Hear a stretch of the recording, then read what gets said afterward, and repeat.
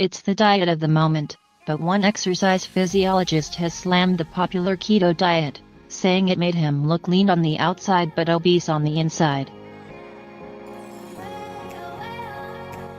Drew Harrisberg, from Sydney, explained that while the diet may give you short-term results, the long-term side effects simply aren't worth it.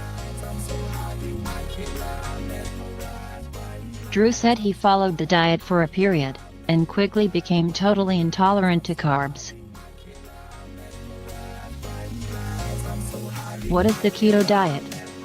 A ketogenic diet is an extremely low carbohydrate diet, in which people eat a very small amount of carbohydrates, a moderate amount of protein and a large proportion of fat per day. This means that the body uses fat as its main source of fuel and breaks it down into ketone bodies, or ketones, in a process called ketosis. People on a keto diet usually eat only 20–50 g of carbs per day. As an example, 50 g of carbohydrate is equivalent to 2 slices of bread and a banana. Some of the possible side effects of a keto diet include fatigue, constipation, headaches, high cholesterol, dehydration, and bowel problems.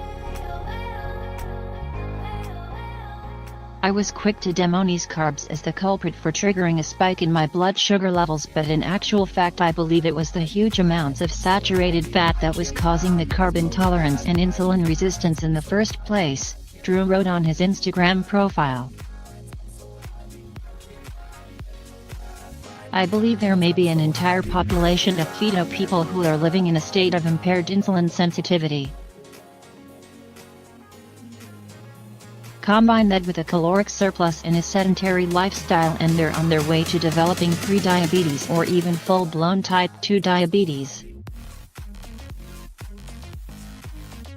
Drew went on to say that while the keto diet is trendy, it's lacking long-term science to support it.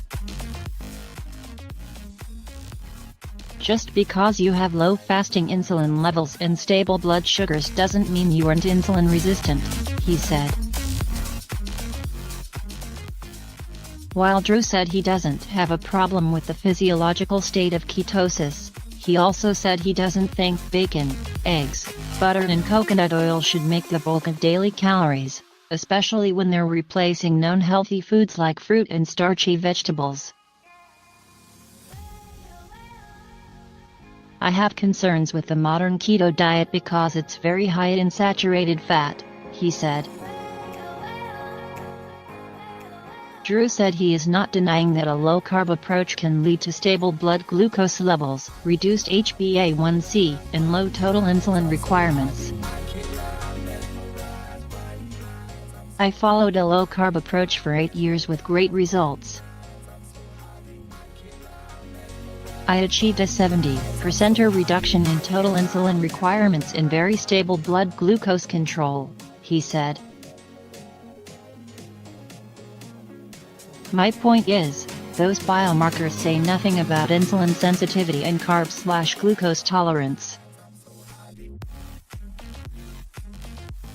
When you become primarily fat adapted, you lose metabolic flexibility and can't tolerate even small amounts of carbs. To me that doesn't sound optimal when some of the healthiest foods known to humans are avoided on a very low-carb diet. The keto diet has soared in popularity in recent years, thanks to its ability to help followers shed unwanted weight quickly. A ketogenic diet is an extremely low carbohydrate diet, in which people eat a very small amount of carbohydrates, a moderate amount of protein and a large proportion of fat per day.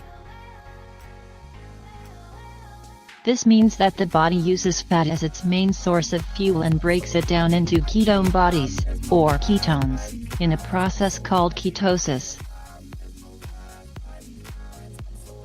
People on a keto diet usually eat only 20–50 g of carbs per day. As an example, 50 g of carbohydrate is equivalent to 2 slices of bread and a banana. Some of the possible side effects of a keto diet include fatigue, constipation, headaches, high cholesterol, dehydration, and bowel problems.